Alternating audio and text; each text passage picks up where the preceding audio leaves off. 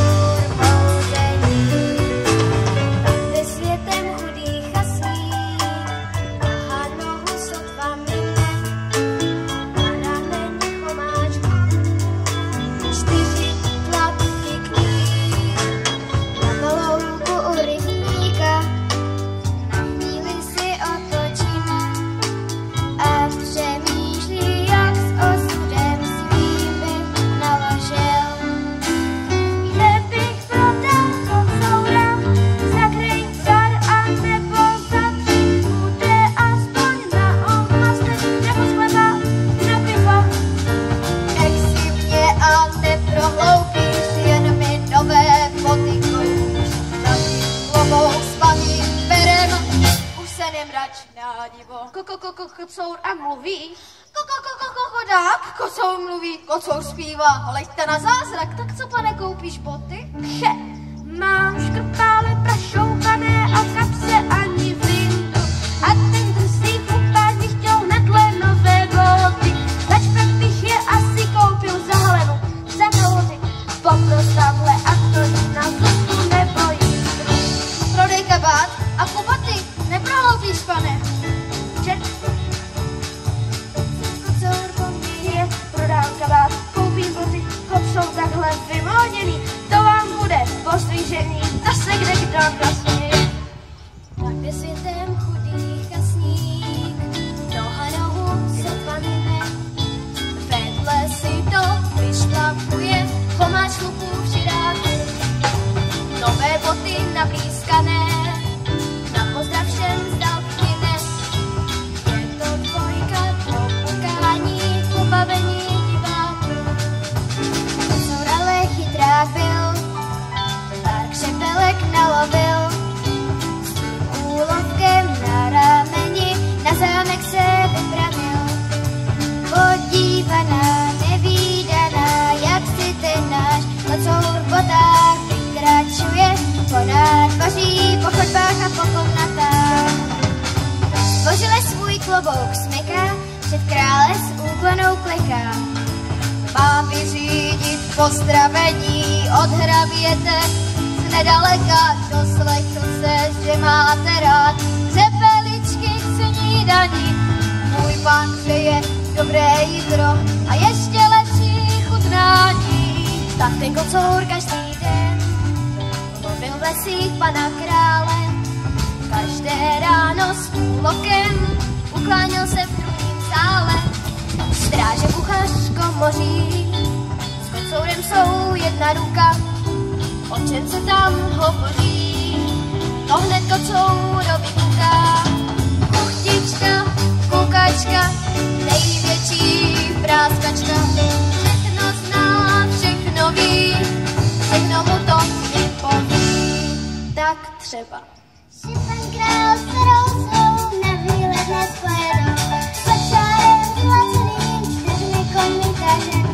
Kolem řeky, kolem skal, podél lesa, tak dál. Dál už kocour nečekal, až pánovi utíkal.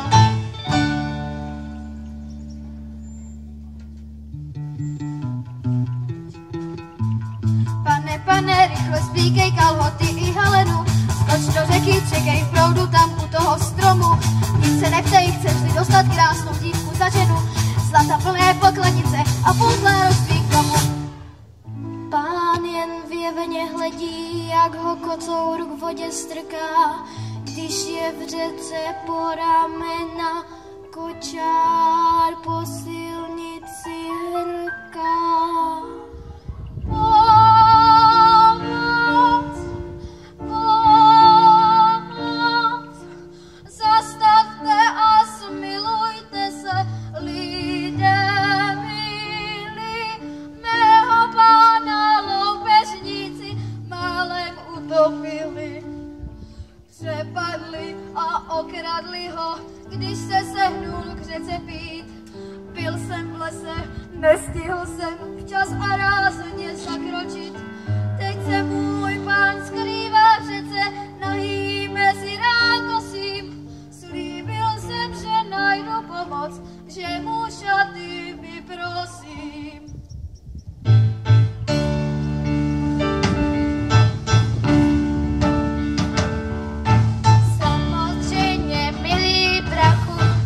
Splatíme náš dluh, ještě, že jsme tudy jeli, naše kroky řídil Bůh. Pošlu mu pro nové šaty a pak může přisednout, aspoň z Bohu můžeme si jeho panství prohlédnout.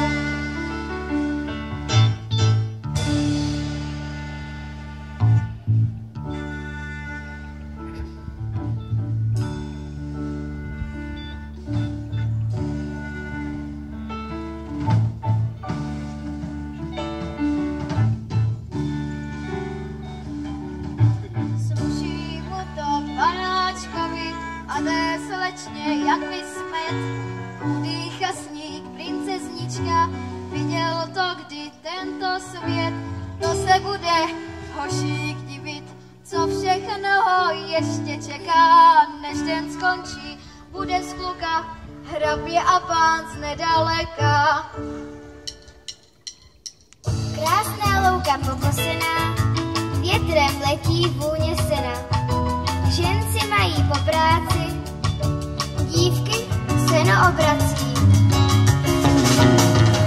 Pak jsou ty zlaté lány, pak je ten černý les. Zlého čaroděje, čistá louka i ten řez, co pod lesem slastně honí. Je ten tu zlatý kočár a pán bílý koní, krutý os, ten vás čeká, když těm pánům neřeknete, že ta louka i ten les jsou hraběte z nedaleka.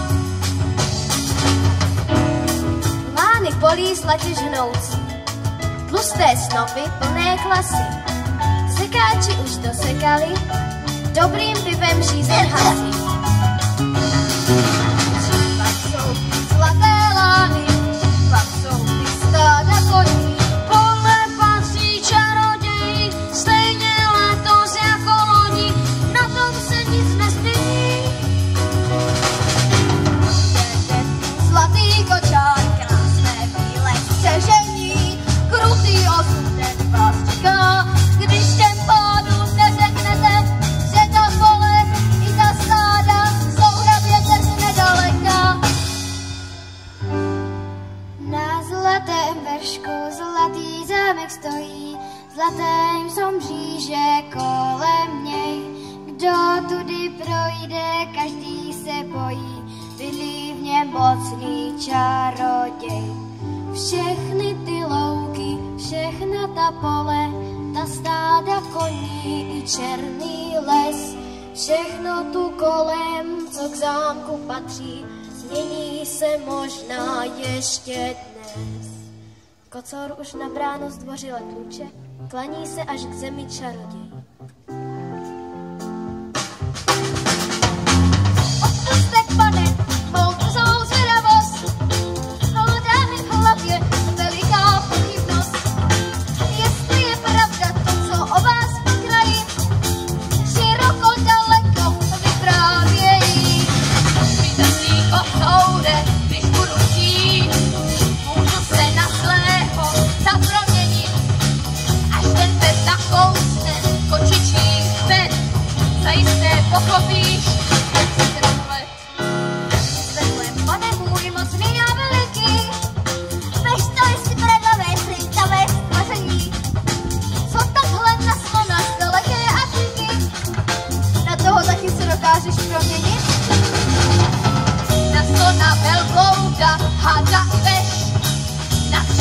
co si jen zamaneš a braka da braka, s kovotem ušáka, zapíš ani se nenaděješ. Ha! Uchvatné, úžasné, veliké triky, jsem mocný čaroděj, teď už to víš. Mocený a veliký, jak ten co z Afriky, malinkou se však nepromění. Praší kocoure, teď už mě chceš, měním se na všechno, na co si vzpomeneš. A braka da braka, malého myšáka, zapíš ani se nenaděješ. Ha! Pískok a trápůsek, jediný písk a jediný skřek. Kocour si vymrštil večeři vstříc, po černém pánovi nezbylo nic. Mezitím, ale už královské spřežení uhání kraje. Projelo kolem luk, polí i vřesovým háje. Princezna oči má jenom pro mladého locha, pan král se pohledem z okýnka krajinou kochá. Čí pak je ta velká louka, čí pak je ten černý les, čí pak jsou ty polí lápy, koní stáda a ten vřes. Všechna čeleď pokorně si před kočárem kleká, Nebo tady v kraji patří pánu z nedaleka. na zlatém vršku zlatý zámek stojí, před branou do zámku kocour kohout smyká, za ním hou sloužící stráže lesklé zbrojí. Vítejte, pane náš, hrabě z nedaleka.